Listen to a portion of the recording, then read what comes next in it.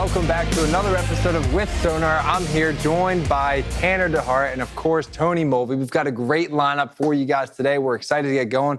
Gentlemen, this is our first episode here of December, and or I guess second episode of December now, but we're ready to go. We got a great lineup today. We're talking about a few things today. We've seen a little bit of an elevation in spot rates. Contract rates have actually come down, and we're starting to fall into some seasonal patterns here with volume. We'll get to all that later on. We're also, very soon, we're going to be bringing on a very special guest here, a SONAR customer from the Black Rifle Coffee Company. So we will bring them on shortly. So stay tuned for that. But first, Tanner, great to have you back again. And Tony, I feel like we've brought Tanner in, and he's all of a sudden assumed like the spot in the middle here between us. He's breaking us up. I know. He's got like the captain's chair there in the middle.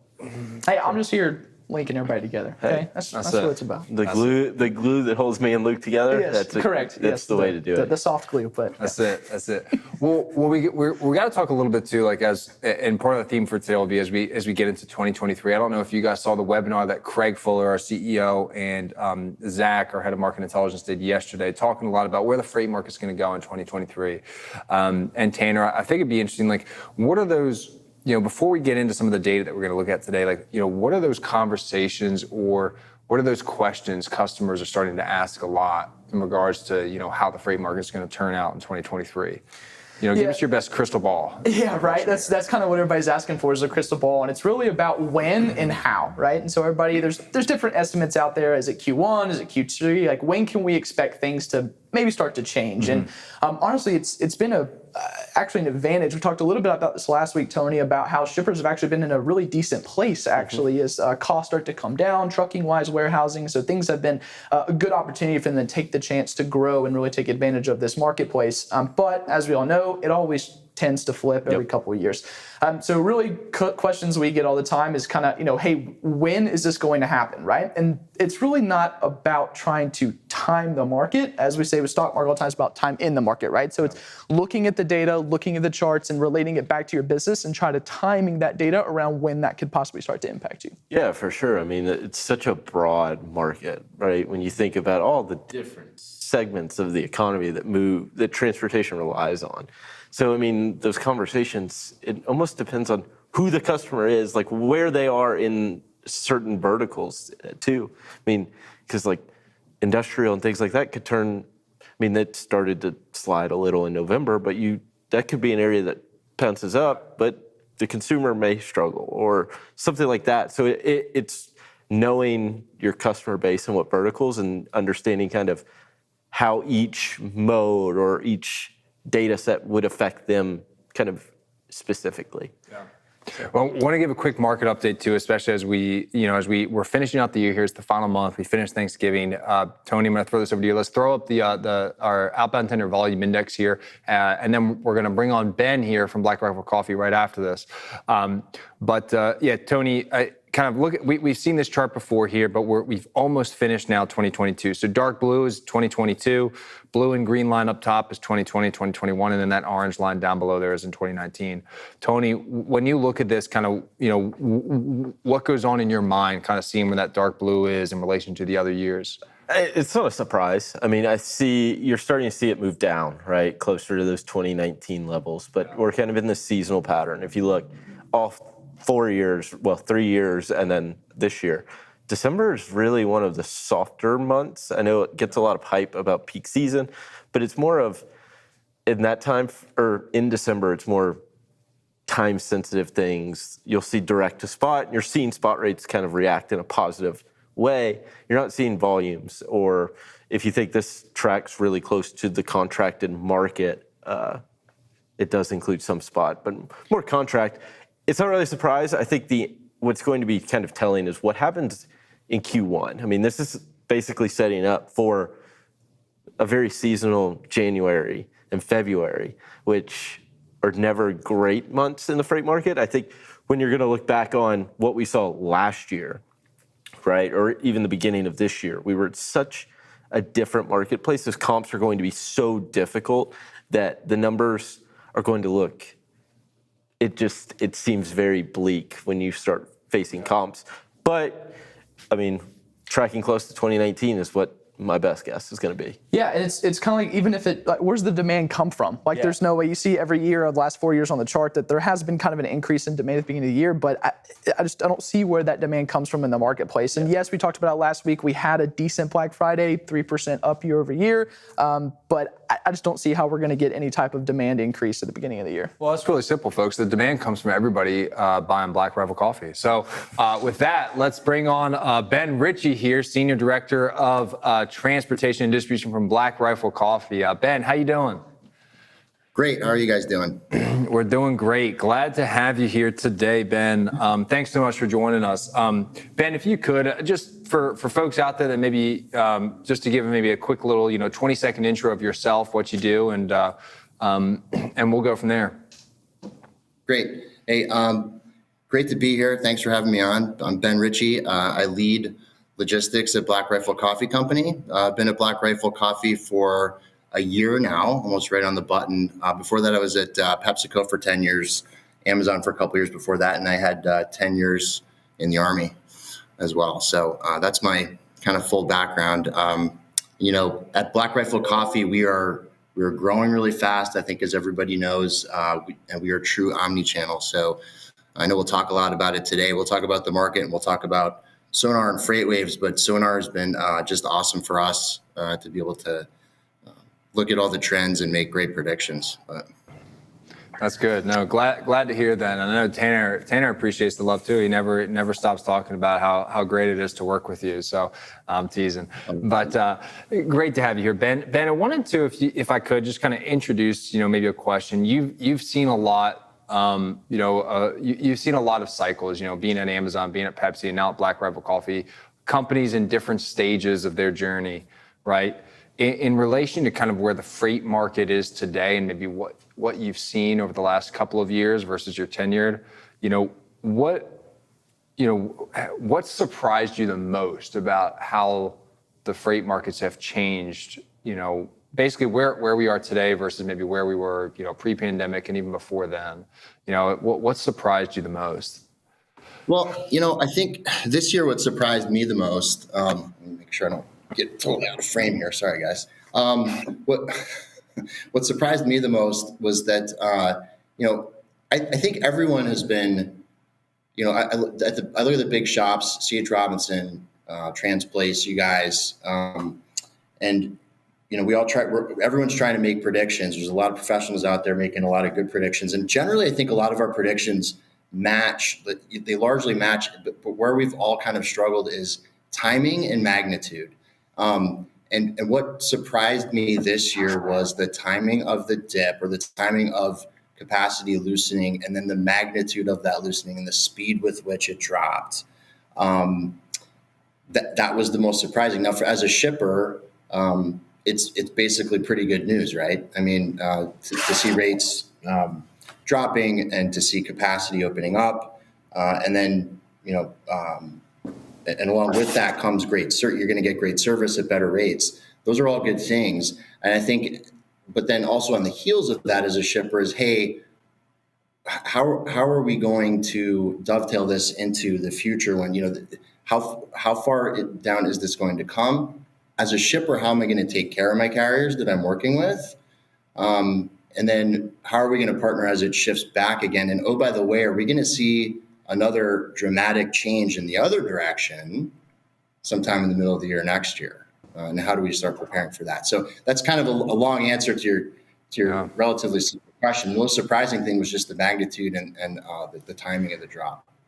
And Ben, talking about moving into the future, what are some key indicators from a macro standpoint that maybe you're looking at inside of SONAR, or maybe even from the federal government to maybe key when that change might happen? Yeah, well, I look at it. I look at a bunch of them. I look at CPI. I'm looking at the retail sales chart, and I overlay the food and beverage sales chart on top of that. I love looking at industrial production versus total inventory. For me, that's a big indicator. I mean, we've seen inventory, spike way up, with inflation where it is, people's just basically consumer behavior is shifting and changing. And at the same time, in industrial production, it didn't look like, to me anyway, it didn't slow down in the manner that maybe it needed to in order to bring those inventories down. So now you've got this large glut of inventory, and I'm looking at, those are some of them, but then there's also, housing starts, consumer credit. I'm kind of putting all that together. And for me, it starts to build a picture of, hey, there's all this inventory, consumer behavior is changing. Probably people are going to wait till the last minute on some of their Christmas shopping, and they're going to forego some of their holiday shopping. But there's probably going to be big sales on the back end of the holidays. But then what happens? And then what happens to all of that warehouse capacity that starts to open up? And then again, beyond that, how does that affect truckload? That's the kind of full picture that I'm looking at. All of those indicators to tell me where the truckload market and the warehouse market, frankly, is also going to go, and start making predictions and building our plan for next year off of all those. I mean, it's a great point. So, and you touched on it. I mean, building that plan. I mean, how impactful is data? I mean, you mentioned those data sources, but building that kind of a strategic plan over a longer term, but also using it in a short term, day-to-day lifestyle. Like, is it as impactful? Because I mean, a lot of those data points you mentioned are monthly and they're reported sometimes 2 months on a lag, but it's still good information. But then there's also data points that are near term that you can look at for those day to day. How impactful is it to have fast data with those slower kind of government data points? I think both are impactful in their own right. I think in our shop we kind of use the day-to-day data, so like market dashboard, to make sure that we're tracking to the rates that we should be at. We also use some of those larger indicators like inflation and consumer credit and all that kind of stuff, and sort of these gluts of inventory to make decisions in the moment. But we are really kind of trying to set up our processes and our team and our system so that we're planning at least a few months out, right? So our day-to-day, we're using that data more as a check, like, hey, are we on track for where we should be from a rate perspective? But we're looking more at, hey, what's coming and how do we plan for that? We're trying to be proactive. And frankly, that's what we use SONAR for probably the most. We certainly use a market dashboard, and we use the rates that SONAR provides to check how we're doing in the moment. But we're starting to try to get a lot more proactive. That's great, Ben. Ben, one thing we always talk about, and everybody's always looking for the future, right? And kind of what's the next problem we're going to have to interact with, but kind of changing that view a little bit, right? There's, and you've seen a lot in the industry, I guess, over your experience, but what excites you about the future of the freight industry? And I'll even be a little more specific with, like, maybe in regards to technology, or maybe in regards to how people are interacting with technology or the industry, kind of where do you hope to see, that positive change for the industry, a year out, 5 years, and so on? Kind of which direction will that look like in your view? That's a great question. What I'm really excited about looking forward from where I sit is getting to partner with the carriers that we've been very specific about the carriers that we've chosen to work with, just because we are growing so fast. And again, being true omni-channel, we have to do everything from parcel to LTL to delivering to the ground for our company stores, to full truckload of ready to drink. So, and we're national. So, and we're, our lanes are growing out so fast. It's sort of this, all these tentacles is just this massively growing octopus that's just, we're trying to just keep up with, right? So, and so I'm excited about working with the carriers that we've chosen to help us grow that way. And then from a technology perspective, that's part of how we're choosing the carriers that are leaning into technology and that are leveraging technology and that are sort of, clearly they're on the carrier side of it, we're on the shipper side of it. And I'm clear with my carriers and with everyone that I want everybody to win. we need to win financially, but the carriers need to win financially too. They need to be making their margin and doing well for us for these relationships to last. And I expect the carriers that we're working with to be leveraging technology to see where they can help me win, but where they're also winning and they don't find themselves in a tough spot from a rate perspective. And of course, next year, especially, I think that's going to be really important for them, right? I don't ever want carriers to be giving me rates that are not sustainable. And so, to kind of circle back to what excites me is all the technology that I see those carriers using, from tracking to trend analysis, to really looking at specific markets where we're operating and making better predictions based on technology to see where the rates can be, to do just that, to be able to give me and my organization a rate that we can win with, but the carrier can also win with. Now, Ben, I know we've thrown a lot at you the last few months as you've kind of integrated SONAR, and we've had a lot of training sessions, but if you had to pick out one data set so far inside of SONAR that you kind of look at maybe on a weekly or daily basis that really drives the most value for you and your team's decisions, what data set would that be? I like that one. There's so many. Probably that logistics managers index though has been really helpful, just because it integrates so many different data sets and there's so many trends in there. And I have to look at truck, but also warehouse. And that, again, as we're growing, our inventories are increasing exponentially in some places and decreasing really fast in other places. We're in peak in some places, and other places we're building up for a different peak, right? So that logistics managers index really helps me I think we're making pretty good predictions based on that one. I would say a close second behind that though is it's the combination of the outbound tender volume, outbound tender rejection, and then the CLAV all together. Just looking at those together also helps me then kind of couple that with the logistics managers index to make good predictions. That's what I'm looking at on a regular basis. I don't have logistics managers index ready, but we do have the tender rejections. Let's go ahead and throw those up since we're talking about those. Got to give our folks a market update here.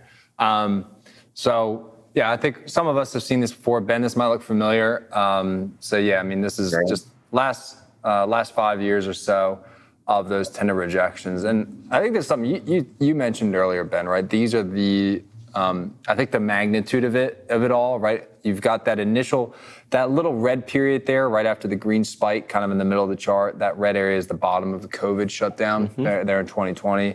And then again, I think the Fed starts pumping money in. I think we knew it was going to go up, but again, that magnitude was surprising. And then same thing here, the magnitude and also the speed at which it dropped. Again, I think we expect it softening, but the extreme of it and the quickness of it was surprising. And now we're sitting down at 4% there in the right, really the third lowest point since data tracking began. And something you said, Ben, that really resonated is, I think with all this technology, right? FreightWaves is a data provider, but then there's track and trace companies out there. There's all types of data vendors that do different things. And I'd love to see, I think, maybe smooth out some of these boom and bust cycles a little bit. There's always going to be, times of bullish and times of bearish, but I mean, we live in such just think of the last 5 years in the industry, right? Or even the last 6 years, with 2017 and 2018, such a boom, and then such a bust going into 2019. And then obviously you had COVID that just expanded on that. Love to see that smoothed out a little bit. Tony, I guess from your perspective, you kind of see a lot of this stuff long-term with a lot of the data, right? Are there any signals that we would look to that would kind of signal maybe the cycles are getting a little bit smoother?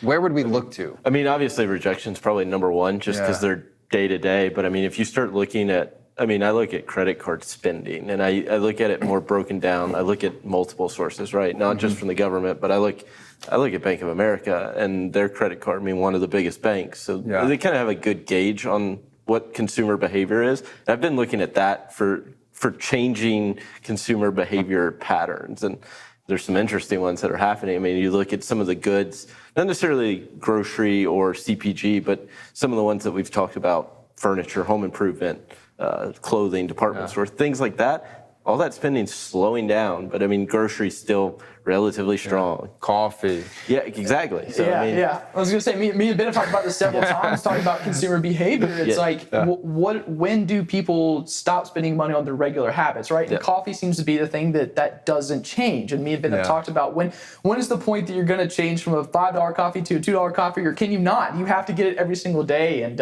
it's interesting to see. Black Rifle coffee, especially those. And if you live in America, you should be buying Black Rifle coffee because we are America's coffee. So just saying. Ben, are you guys, I don't want to necessarily say recession proof, but maybe recession insulated a little bit?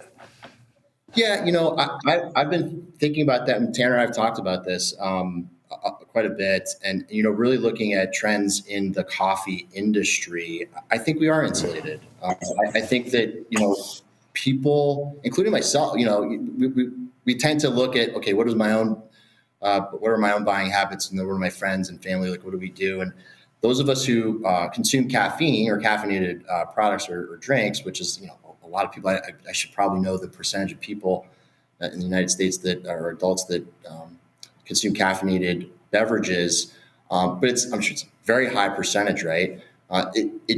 People, I think, even in an inflationary environment, are not going to give the caffeine up. They just aren't. And so then it's just a matter of what are they going to purchase, right? And I think coffee in general, is something that's relatively insulated, and it seems like that's the case, across the coffee industry right now. That's something that I know we're going to probably talk about a little bit. Like, what are some of the indicators that we'd like to see SONAR add? And for me, it's commodities. It's things like beans and things like what's the wider sort of international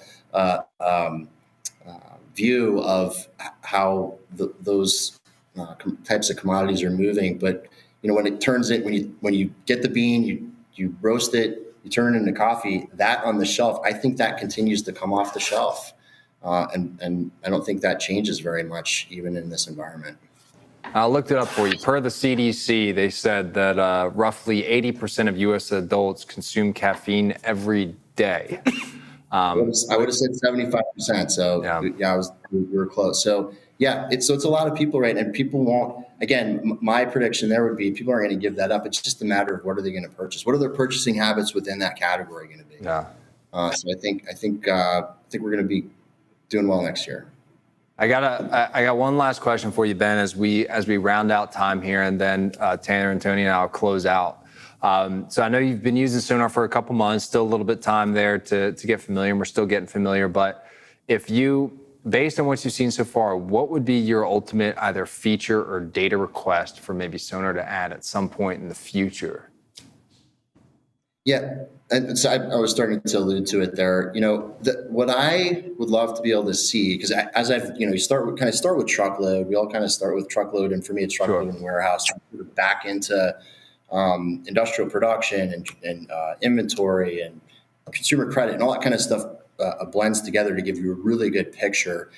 For me, what's kind of missing, what I'd love to see is those, what I'm calling commodities, but it's other goods that go into, your raw materials really. So, but not just for me, coffee beans. Okay, sure. But it's also paper, and it's steel, and that's going into housing. There's, other raw materials that are just going into everything. So further, all the way almost at the beginning of the value chain, what is happening with that production and the movements of those raw materials into all of industry, which then gives us an even clearer picture into how that's going to affect the freight industry, right?